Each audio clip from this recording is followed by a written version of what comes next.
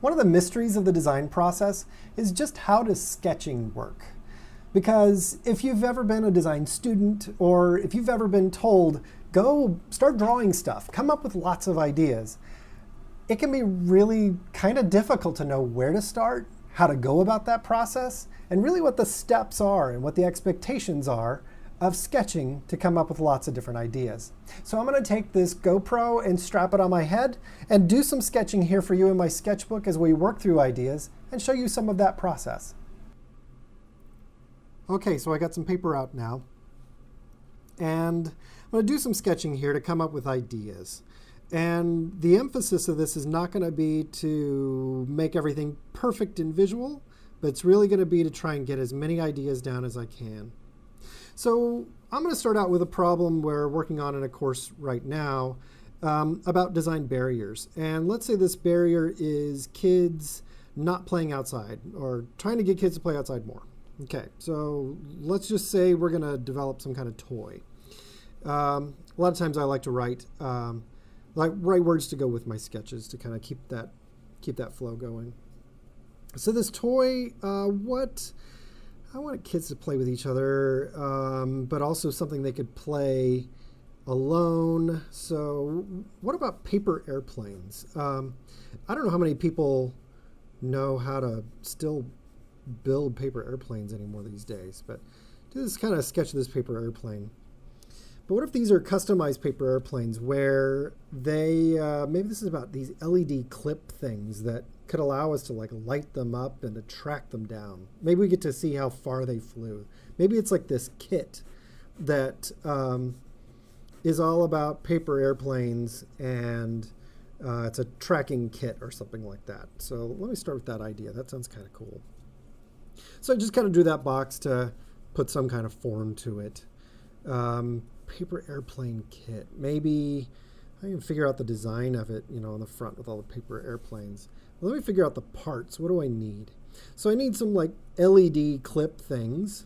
Just draw those, and maybe they're like sensors too. Maybe it's a sensor thing that will go onto a paper airplane. And then I need the planes themselves, and I guess what I'll do is I'm going to assume that these people already know how to fold them, because I can put folding stuff and directions inside my box, but let me just start with that kind of folded thing for this paper airplane. Should be kind of cool. So I need these to attach to it, need to do something unique with this. So I've got this kit, make them fly. Be nice to be able to track them down too, though, to see how far they would go. So I might need some kind of wearable thing. Let's try that out. Maybe it's a wearable band that could have numbers and stuff like that on it for kids to wear so they could track down to see how far it goes. And they could always throw it to each other, though. The kind of pointy thing could cause problems. See right here, though, what I'm doing with my sketches is I started out with this idea, and then I started to make it real with this box thing. And now I'm figuring out the parts for this solution. The LEDs, the sensor thing that we can tell how far it goes, the plane itself, this band. So I'm going to stop here and think about these parts. I'm going to start to play around with these parts and see what they could do. And this is where sketching is great, because I'm making it real. Right now, I know now that I have just these parts to deal with. So it's a paper plane kit that, let me draw a paper plane. And notice these drawings aren't super fancy. They don't have to be. They just have to communicate well enough. They can be really loose. So there's paper plane, paper airplane, drawn in 3D form. And maybe what I could do is I could do these lights that clip on the back. Probably want to do a light on the front, because that would look really cool to clip a light on the front. So let me zoom in on one of these to see what that would look like, because the best part of sketching is you're making it real. So I'll take the front tip of my airplane, and planes always fly better, if you've never flown one before, if they have some weight on the front of them. So maybe this thing actually, this LED that's on the front that blinks, that lights up, is a clip that actually adds some weight to the front, so the thing's going to fly really far. That's cool. So with that tip, I've got to figure out what that's going to look like. It's probably going to be best if I build the thing, but right now I can sketch it to start to test it out. So maybe it's this round cone that's got like a clip on it that could go onto the paper airplane, and the tip of it lights up. What if I like put some cool like racing stripe things on it to make it look cool on this LED clip that goes on the front. It's got to be weighted, so it's got some kind of weight that's on it. I can figure that one out later. What about my plane? I might want to do an exact plane that would be some kind of unique plane.